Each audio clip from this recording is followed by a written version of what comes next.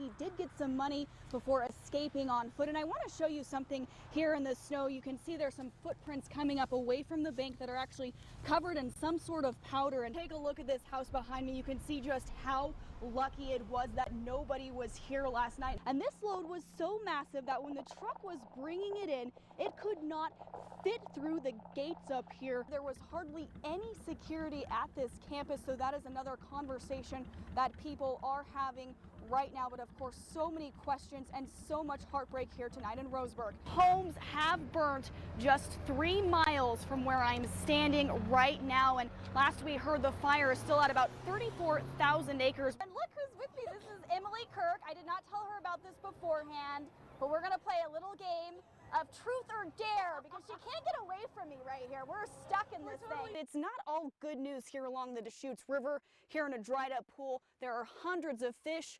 They can't all be saved. But if you really want to go in depth, you got to jump in. I wore camouflage for the first time in my life. We were like literally like hiding out in the woods behind a pile of brush. That's so fun. I'm so jealous. Waiting for poachers to come. Embers were straight at me. We would have to keep hosing ourselves down because it was so hot. Dean Fox fought for his home as long as he could. 24 hours later, he, along with so many others here, can only pick up the pieces left. I feel for everybody. There's, I don't know how many hundreds of people affected here, the other side. This is only a fraction of the devastation here at Canyon Creek. Officials tell me at least 20 homes have been lost. It could be more than 40. The flames have consumed more than 34,000 acres. Thick smoke, heavy fuels, and steep terrain is challenging for firefighters.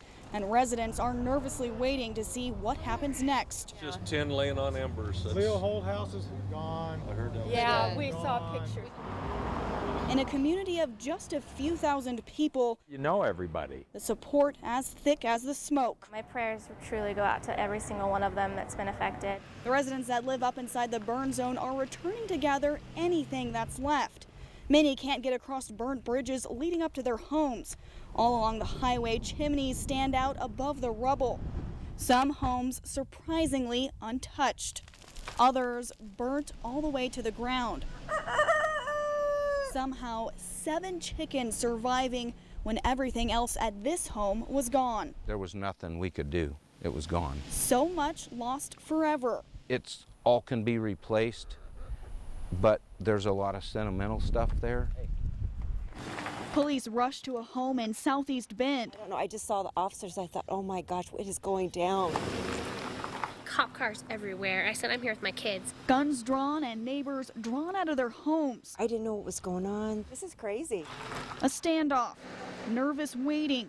Then officers make a move, not in, but up, taking aim at a cat. We just saw the cougar up in the tree. I just can't imagine. I mean, he just wandered in. Officers were surprised too. A lot of times we'll get calls about cougars and they're not, you know, it's just a really large cat. ODFW says the cougar is a juvenile male, about 120 pounds. Shooting him with a tranquilizer was the easy part. Getting him down a little tougher. Oh, here we go.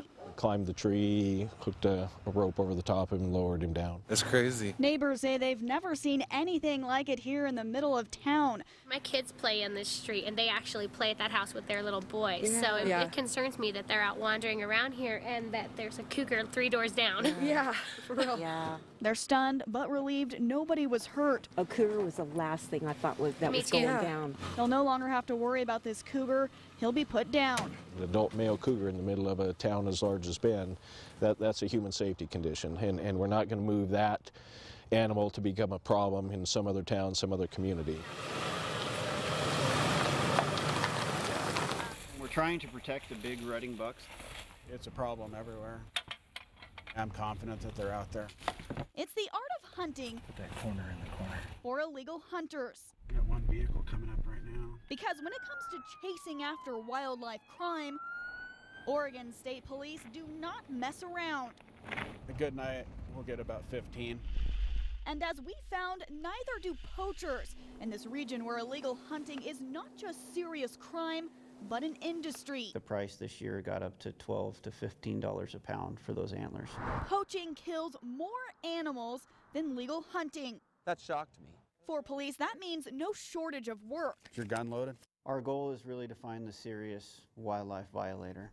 From patrolling the forest to setting up decoys. Our trucks are right where hopefully they'll be. Even fighting crime from the sky. Multiple vehicles, I think it's a spotlight. It's nothing short of elaborate, which is why we've decided to put a spotlight on the program. Oregon is one of just 2 states in the entire nation that use police to enforce wildlife violations. There's a $45 million biannual budget, 119 sworn Fish and Wildlife troopers, and a whole lot of time spent right here in the woods. Probably our most poached species is the mule deer. Riding with OSP around Central Oregon, we saw people illegally hunting with spotlights, shooting from the road, and attempting to kill wildlife after dark. They just had to pull the trigger, which they did, again and again.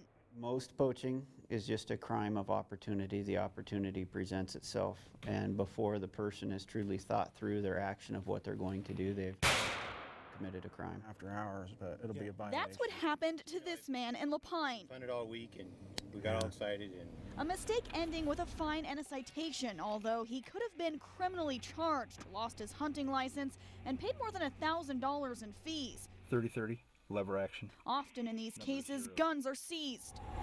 The price for attempting to bag a stuffed animal. You can see some of the marks from where it's been shot. But all too often, poachers take down the real game. We don't catch most of the poachers. Rarely caught red-handed, which means police got lucky in Madras. Does want to pursue the charges for trespass, and I really can't let the shooting from the roadway go either. I mean, that's just something we can't. So I am going to have to take the elk. This suspect's next move is court. But none of what we came across in the field is as bad as what OSP keeps right here in evidence. Most of these antlers were seized from just one case. It's a collection worth thousands. Commercialization of wildlife is a big issue. There are people out there that are willing to pay for a large set of mule deer antlers. Most of the animals that are taken illegally, they're either left for waste or they're only taking the head. We found evidence near Lapine. Trooper James Hayes suspects this doe was shot illegally and left to rot. Altogether, these crimes contribute to a troubling trend. Deer numbers are on the decline here and across the Northwest. The Oregon Department of Fish and Wildlife estimates there's about 22,000 deer left in Central Oregon. That's half the population biologists would like to see.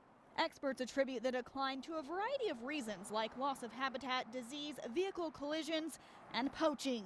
A 2012 ODFW study found at least 13% of mule deer were poached. That's slightly more than the animals hunted legally. Almost half of these deer died for unknown reasons, and biologists say it's likely many of those deer were also poached. It is frustrating because, you know, we work very hard, and then you have this fairly significant mortality factor that's a wild card that we have no control over. Fewer deer equals fewer tags, which could mean less legal hunting and potentially a drop in revenue for ODFW and OSP. So when it comes to taking a shot at wildlife, the most dangerous predator in the woods, the one on 2 legs. The person that is stealing the wildlife from the citizens of Oregon.